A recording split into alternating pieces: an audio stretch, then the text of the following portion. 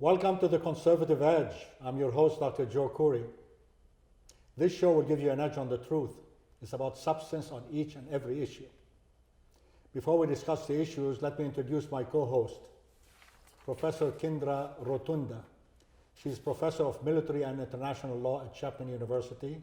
She's written several books, and I'm very honored to have her as my co-host. She has a tremendous expertise in the law, especially military law. And we are very glad to have you here.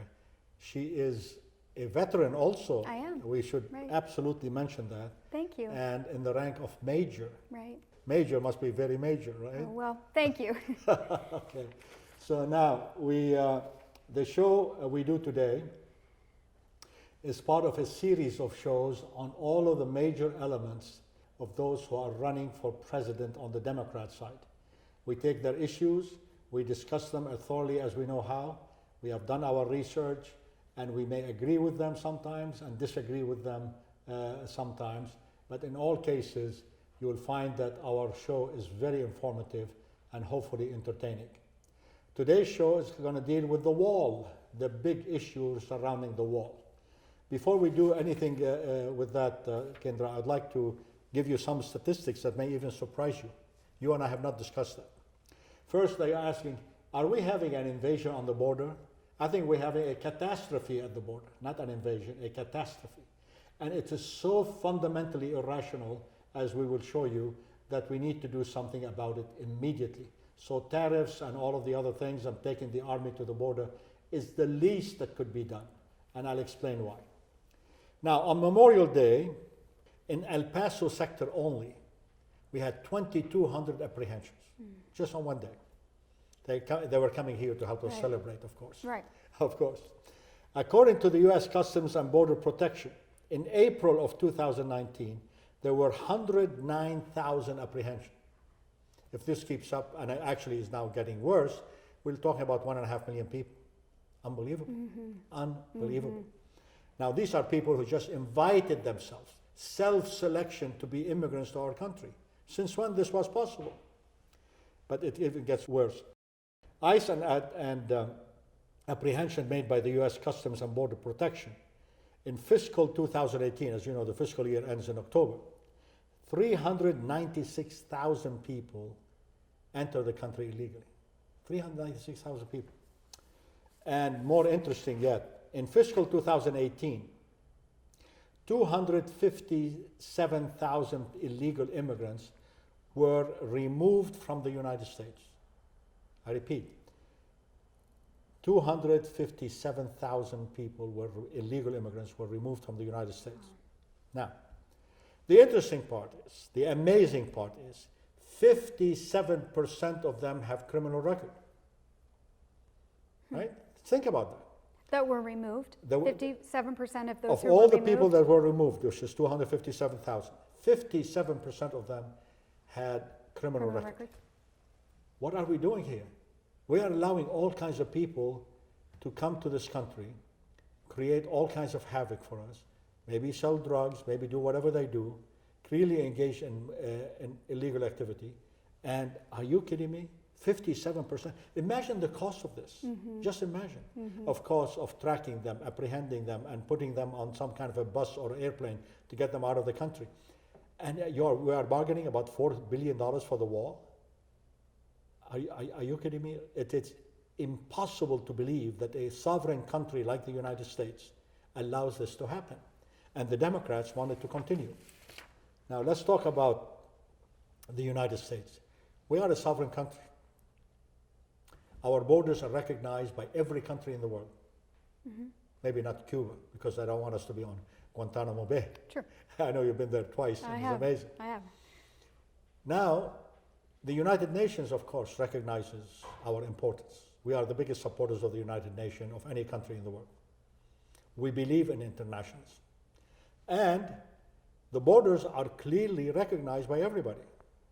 So what is wrong with putting a wall that says, this is the United States border? Can you give me a reason why this should not be allowed in of itself? Let me ask you first. Do you have a wall around your house? Yes, well, I have a fence. You have a fence? Right. Okay. I have a wall around my house. You do? And guess what happened one day? I was coming into my house and I see two guys smoking right in my backyard. This is before the wall. I approached them and said, what are you guys doing here? Oh, we're just smoking a joint. I said, are you kidding me? This is my property in here. So I walked inside, brought my baseball bat, and I went back outside. The moment they saw the baseball bat, they ran away. So we put up a wall. Since then, guess what? I never had anybody enter my backyard, and certainly not smoking in it. Simple. And most of those advocating for no wall happen to be the liberals of Hollywood. Have you been to their mansions? They have the biggest walls you could possibly imagine. The biggest walls. Some people try to scale them and they make a big deal out of it. So if it's not good enough for the goose, how about the gander? That's a problem. Now, many countries like Mexico and Guatemala and all of the others have much stricter immigration laws than we do. Mexico has much stricter immigration law than we do. So they say, they have borders, and for you to come to Mexico, you have to go through the legal process. Yet it is okay with Mexico to allow tens of thousands, hundreds of thousands to come from Guatemala, El Salvador, and Nicaragua to come to our country. And they know they're coming to our country to stay, and they know they're becoming in violation of US laws and procedures. So why aren't we doing something about it? The Mexicans have a responsibility, they have a legal responsibility, and I believe they have a moral responsibility. Now, you are a US citizen, you are well known in your field, you are a professor of law, and you understand your rights absolutely and critically in terms of an American citizen entering the United States, correct? No question about that. All right.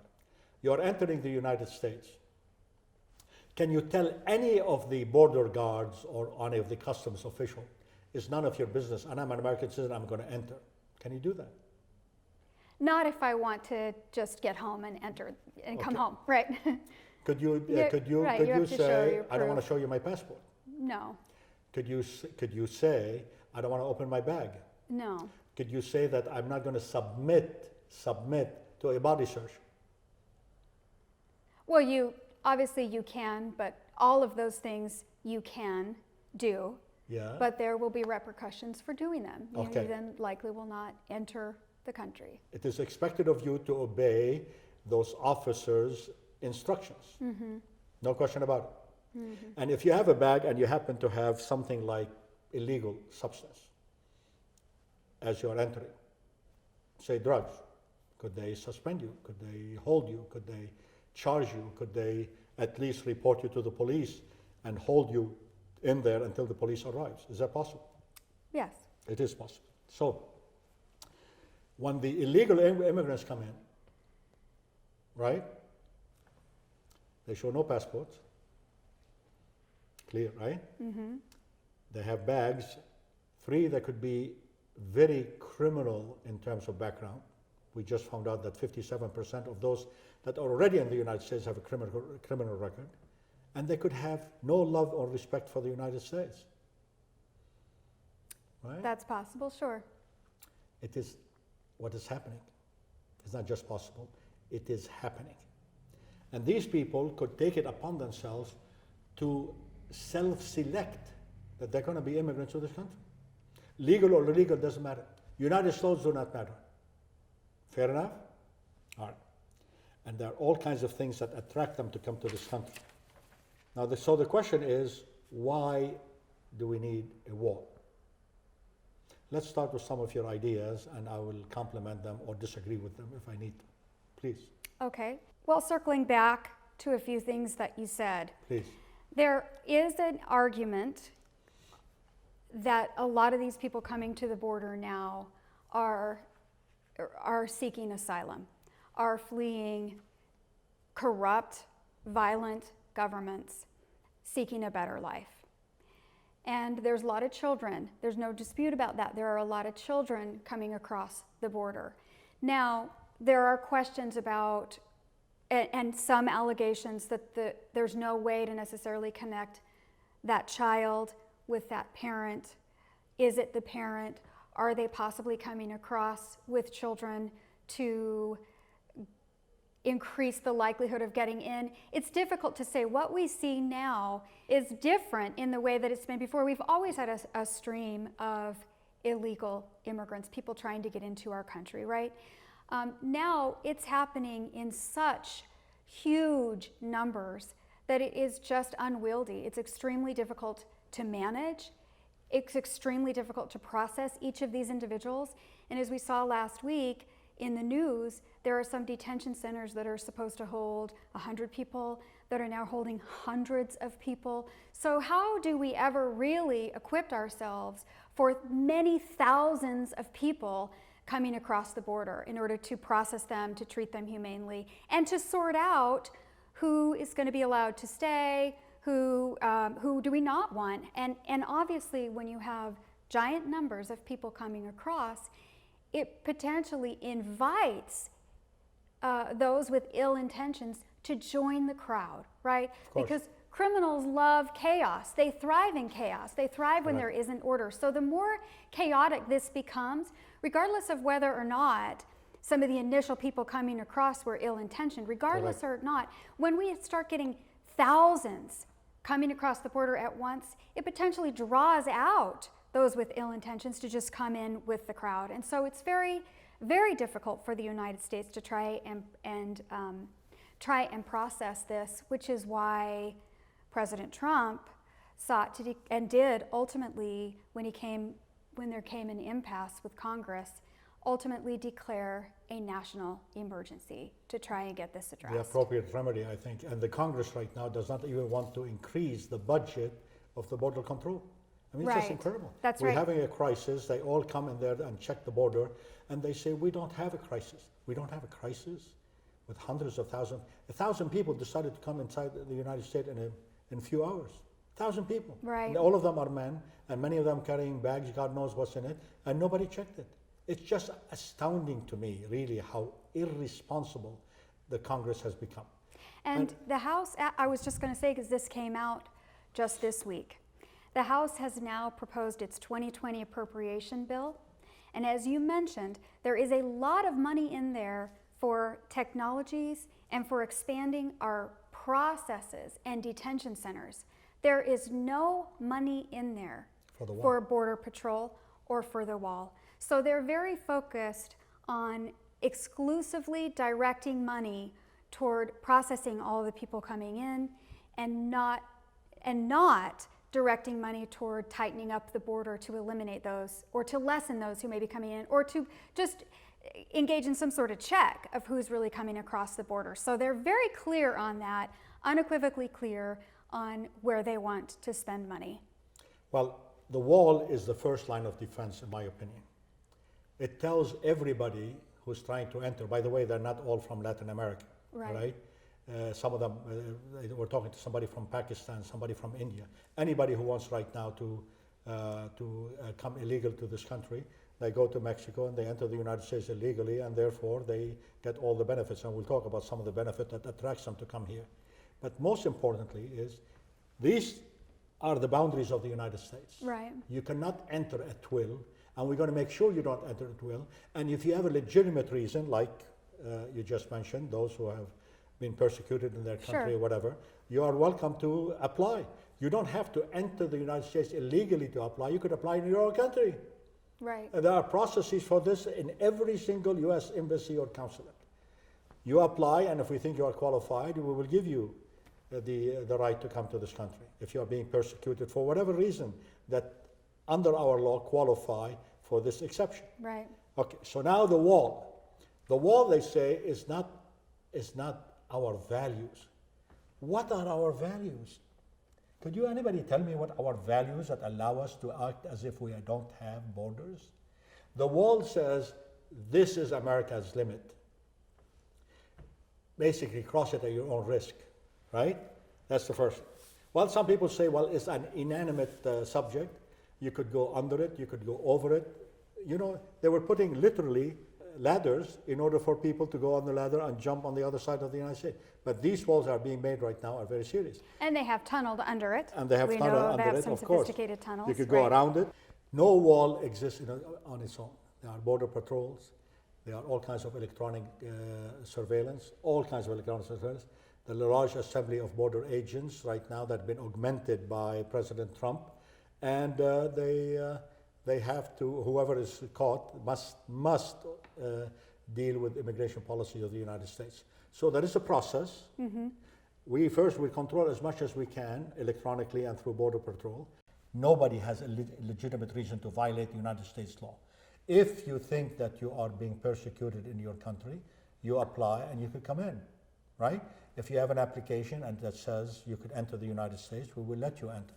But nobody has a right to enter the United States illegally, regardless of the purpose. Now, those who are coming with kids, they are giving them a DNA test right now. 25%, according to the latest numbers I've seen, 25% of these kids are attributed to the wrong parent. In other words, these people are literally renting kids so they could come into this country and claim asylum. Oh, we are persecuted, and this is my child. I care about my child, and all of that stuff. Okay, so the wall is the first line of defense. It is an integral part of our security system in this country, mm-hmm. and we all, and every country in the world should respect it. I travel a lot, you travel a lot. We know that everywhere we go, we have to obey their laws. We have to show our passport, we have to open our bags for inspection if they ask us to, and so on and so forth. Now, some people say, well, walls are bad because they have environmental impact. Yes, they do. No question. You have to, build those walls. It suggests of the fact that we are not a welcoming nation. Everybody in this country is welcome if you qualify. But you don't decide that you self-qualify yourself to enter this country. That's my biggest concern. It's costly. Are you kidding me? We're talking about $4 billion, and you tell me it's costly? Costly for what? $4 billion is costly? We just told you that was just deported about 300,000 people. You know how costly that is? Illegal immigration costs this country $140 billion a year. And you worry about $4 billion? Are you kidding me? It requires dealing with eminent domain. All constructions by government require some kind of a dealing with eminent domain. Mm-hmm, right. And it can be breached. Yes, it can be breached, but there are people who control the breaching of it, right? And if we let the borders be open, completely open, guess what's going to happen? The criminals will be the first one in line. They have a special interest in violating our laws and in undermining our country. Imagine how many people are on drugs in America and how many people are dying from drugs. Anyhow. But interestingly, in 2006, guess who voted for the Secure Fence Act? Are you ready? Schumer, Obama, and Clinton.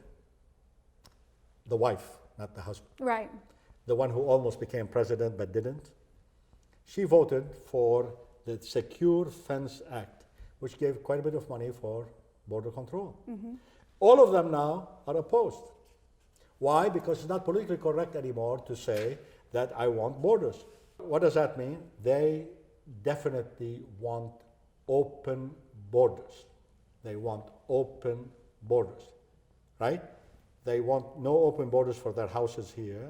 They respect the fact that their neighbor also has a border wall to protect himself, maybe from them. But the fact of the matter is, it's okay to do that. Because if you don't want that, this is what I'm going to charge you. Are you ready for this? First, racism. Oh my God, you must be a racist. You don't want all of these people to come from Latin America. If we were to open the doors or have no walls and invite Latin Americans to come to this country, how many people do you think would be left in El Salvador? Very few. Very few. Right. Right? All right. How many will be left in Guatemala? Very few, Okay, probably. okay. Right. All right. They accuse you of xenophobia. You don't like foreigners. Are you kidding me?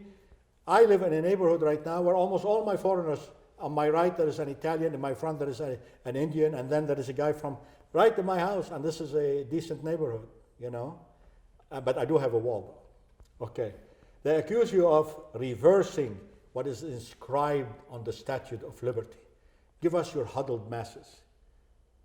Did America say we have an open border for anybody who wants to come in? And only from Latin America? How about the huddled masses in Bangladesh? How about the huddled masses in Pakistan, in India, even in China, even in Russia, there are huddled masses. Why don't they all come in? Come on. Our birth rate is dropping, so why don't we just have a program where women could feel more comfortable with their pregnancy instead of importing people that we don't know who they are, we don't know what their intentions are, we don't know whether they love this country or whatever. How many of us would welcome every Syrian who wants to come to America? Really?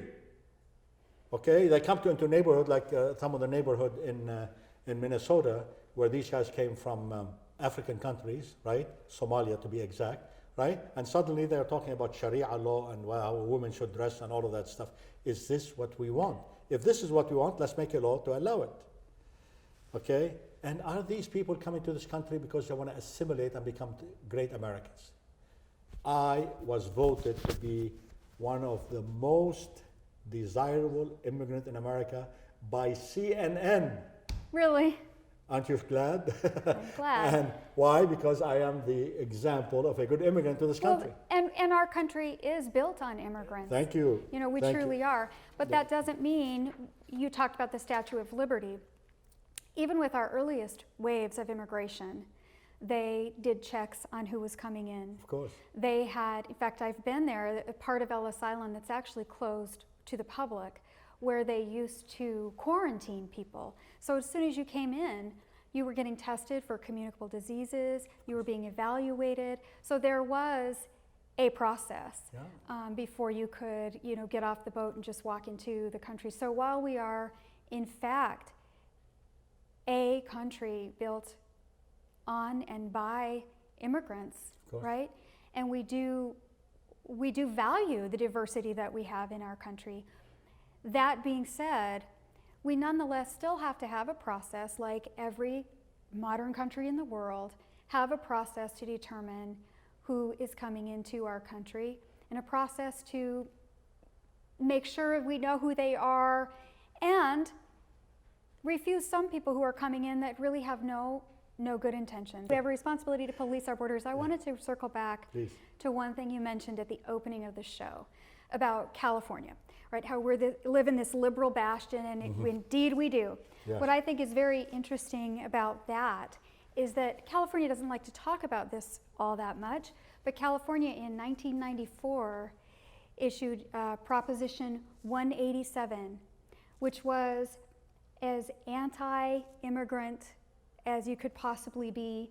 It would deny health care, education, and welfare benefits to all illegal immigrants, and including children. And it was almost immediately ruled unconstitutional. And so it's interesting that California, I mean, we had politicians changing their platform and going for a closed border platform because California was so up in arms about all the problems that some of the illegal immigrants were causing. They sort of overcorrected at that time, and the court shut that down. So I think it's kind of interesting how they've changed. And so I was looking at some of President Clinton, the other Clinton, as we were talking about, Hillary Clinton a moment ago. His State of the Union address in 1995 was advocating for closed borders. We've got to protect our borders. He was saying the jobs they are holding could be held by a U.S. citizen. It's a public burden on our taxpayers. We need to aggressively, his word, aggressively secure our border. We need to hire record numbers of Border Patrol agents, and we need to bar welfare benefits to illegal aliens. And we will do more to speed their deportation. So when you read this today, this sounds like someone particularly on the far right. And so we wonder, why has that shifted? You mentioned, is this a shift because of votes? Or is it a shift in consciousness?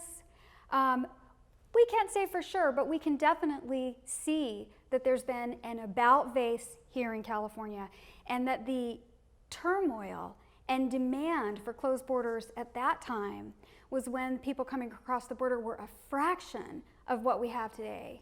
And so, there's some interesting history to this in terms of where people fell then and where people fall today. The other thing is actually true of President Bush when he was running for president.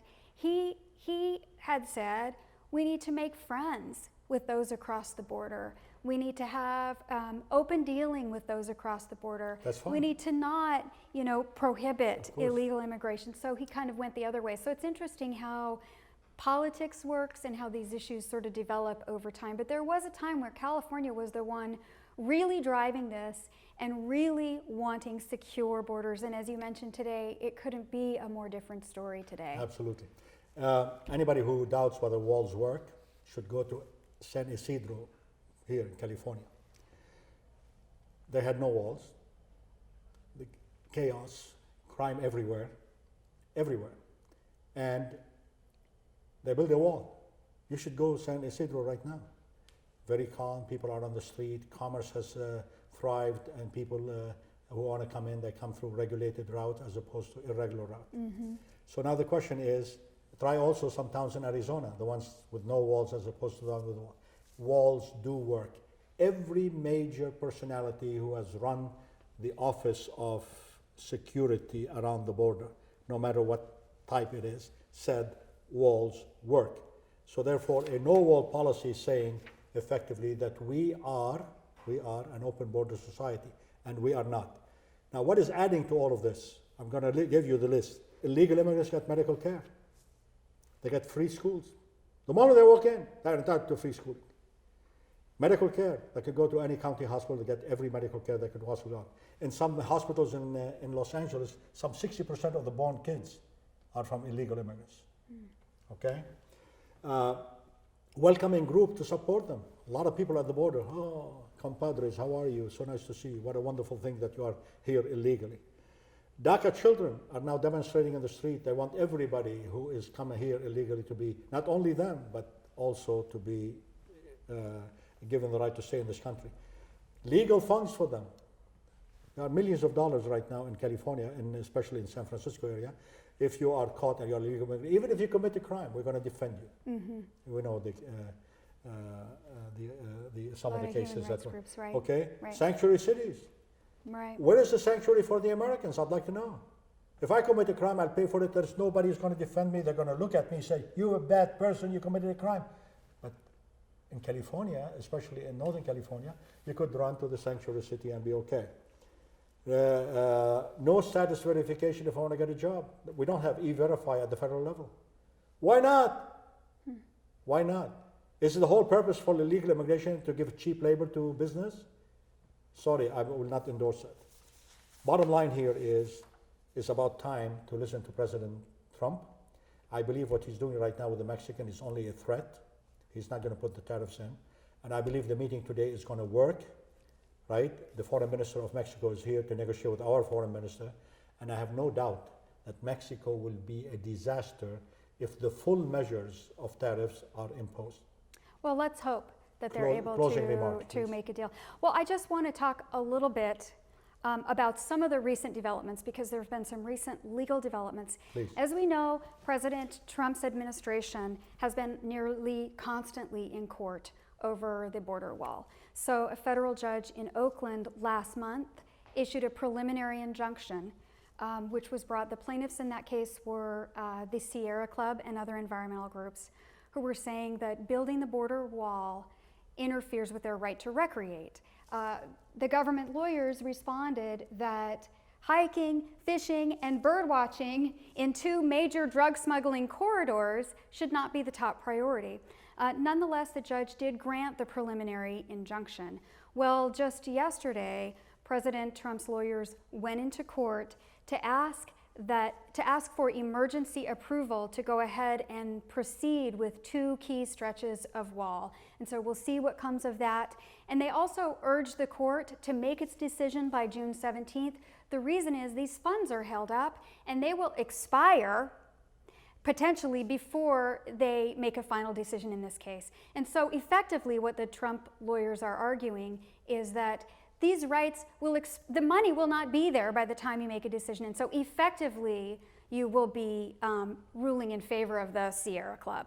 And so I think that's a good development that they're punching back on that, and hopefully we'll get a little more time and maybe get the ability to continue in these two areas. The other issue actually that's fantastic for President Trump amid all of the litigation going on around the court is that, so in February, by way of background, in February, President Trump declared a national emergency so that he could start redirecting funds. Now, this doesn't mean that he got a whole new pool of money. It means that he took money already allocated to Homeland Security and reallocated it to the Wall Project, okay? Congress, then Nancy Pelosi and a few Democrats, then sued in federal court to stop President Trump from doing that, arguing that it violated separation of powers. Well, just yesterday, Judge McFadden,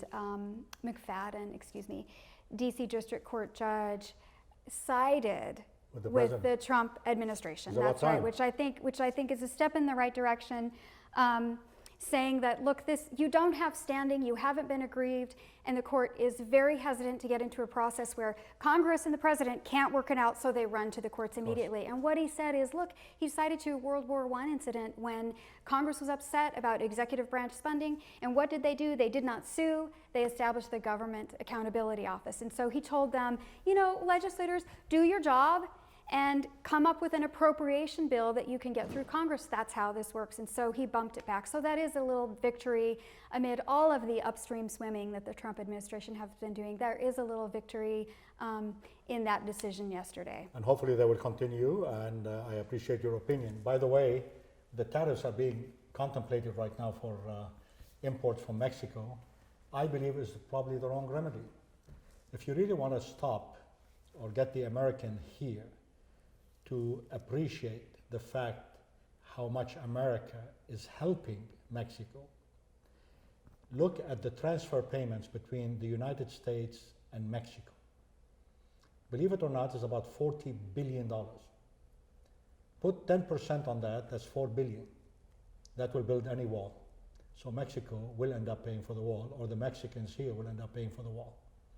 You need to understand, ladies and gentlemen, that what we're doing here is very serious, and the problem is extremely tragic for the people who are coming in innocently, and for us to stop drug smuggling to this country, and for us to have truly a country that is sovereign.